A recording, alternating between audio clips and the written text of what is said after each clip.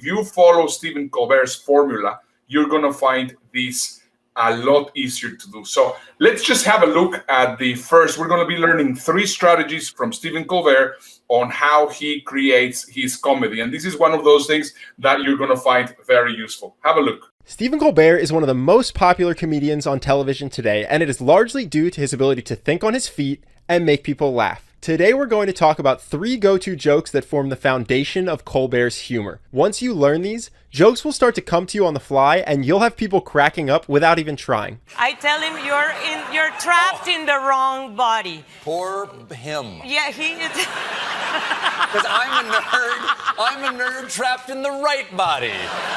We're very excited. Deadpool, the whole thing. I'm excited that I have more than one suit. The first go-to joke Colbert uses is the fake-out. The idea is to set up expectations going one way, and then say something that goes the other way. Obviously, did you see him the other night? That guy is on fire. He is on a rocket ride to plausible at this point. Did you watch? I did. It was a strong debate. What was it like? I didn't see Surprise. it. I didn't see it. Your new book is America Again, Rebecoming the Greatness We Never Weren't. That's right. Which makes no sense. Of course it does. Of course it does. Because America is perfect. Right. And we have to fix it. It seems simple because it is simple. That's the beauty of it, and is why Stephen can come up with his jokes so quickly. Watch Letterman's reaction to this in the next clip. You don't like the new pope? I don't like a new pope. Because he wouldn't meet you. Well, that and he's not as doctrinaire as I would hope. He's not into judgment, that sort of thing. He clearly was not expecting that, and the absurdity of it has him in stitches. Now, Stephen has the benefit of years of experience in improv comedy, but that formula he just laid out, you can practically steal verbatim. If you want to build this habit, just wait until the next time you're about to say you like something. Then instead, say you don't like it, and then list its positive qualities. It may feel clunky at first, but you will very quickly find it becomes natural, and you'll start to crack up everyone around you. It can be as easy as 1 sentence to set expectations, and 1 to say the unexpected. I said no gotcha questions. I promise you no gotcha questions, but I'm going to lead with one. Go ahead. If you want to get good at this type of humor, simply get in the habit of asking yourself, what are people expecting me to say in this situation? And then say the opposite. You know, his mother was Scottish. I heard that, yeah. Yeah, well, that's the problem right there. Can I say that in CBS now? Oh, yeah. You can say all you want on CBS Now. Is a master. I love Stephen Colbert. The thing is, every time you watch him, he can bond with every single guest he gets on the show. He can dance with them and flirt with them as a TV show host, but then bring it back to what he needs to do next. But nobody, it doesn't matter who the personality is that he has on the show with him, they don't feel that they're left out. They always feel included in his jokes, which is brilliant. He does that so well. Yeah, well, this strategy I love because, I mean, I practice it all the time. I mean, I try to do it all the time, and I know it's very easy to practice. Just basically, you build the expectations to something, and then you completely change it around, and that makes people crack up. Now, out of the 2 of us, you are the funny guy. I mean, you are the one that has the great sense of humor, and you do it fantastically on the stage, everywhere. And I mean, it's always a joy to have you around. But the problem is many people don't really know how to use humor. Would you really recommend for people to actually start using humor, even if they're not funny or they don't feel that they're funny?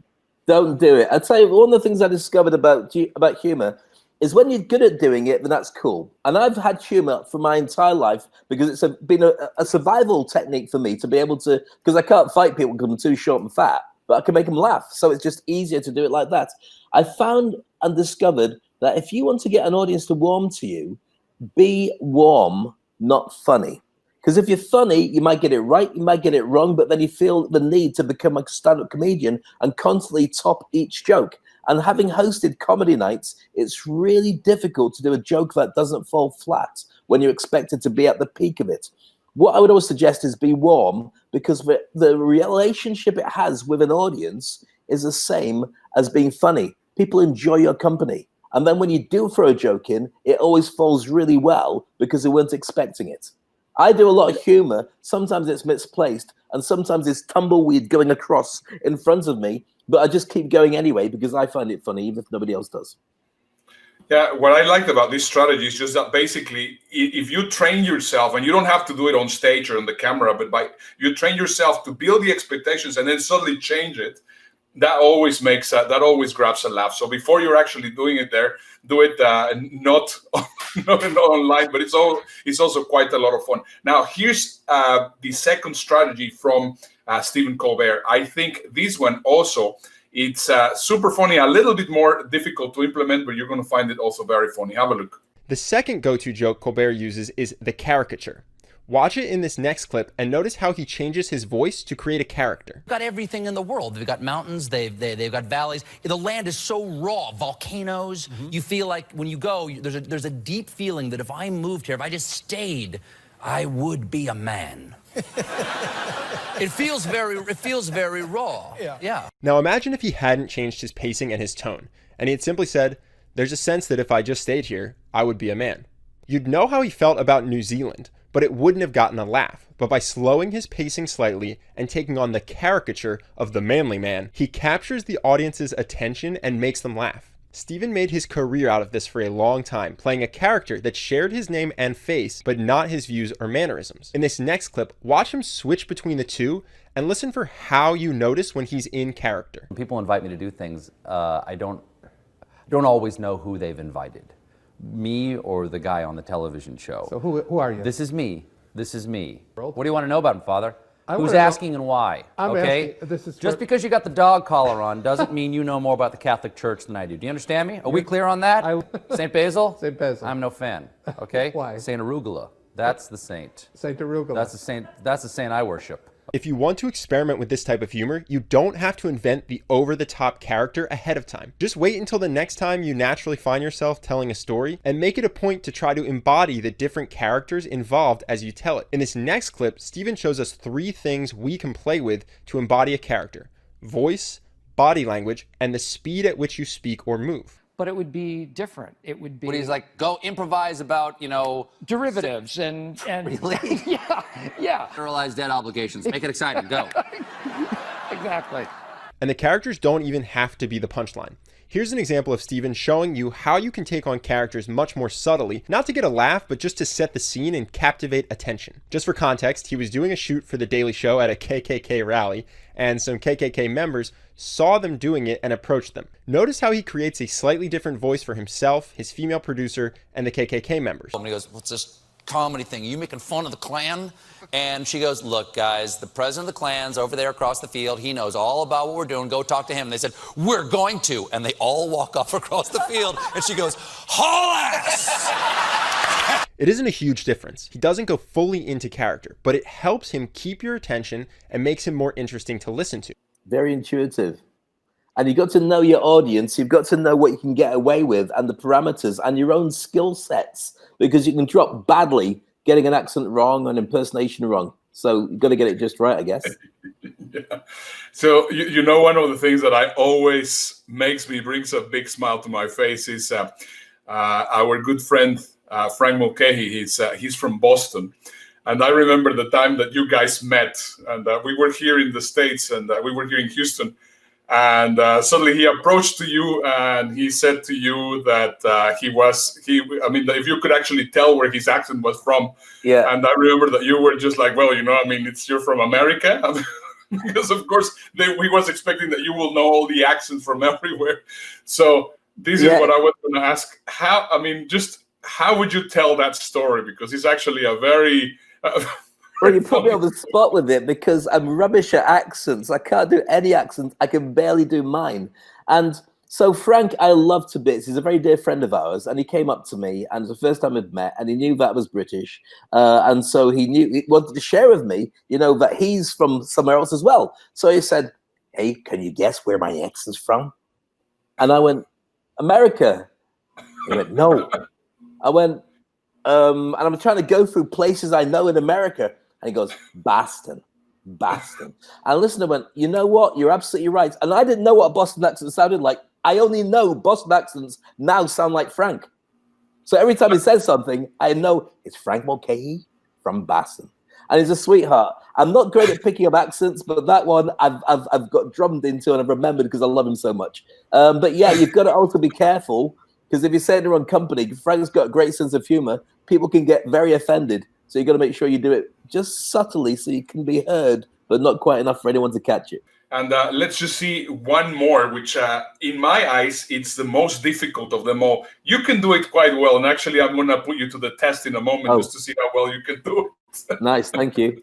But this is going to be an interesting one. Have a look. The third go-to joke Colbert uses is yes and. Yes and is the act of taking something someone else says, accepting it, and then building off of it. Stephen shows us how to do so effortlessly. If you make this a habit of yours, people will love to be around you because you become incredibly fun to joke around with. Seriously, there is no one I would rather perform with than you. Really? Seriously. Really? And to be on, but it's true.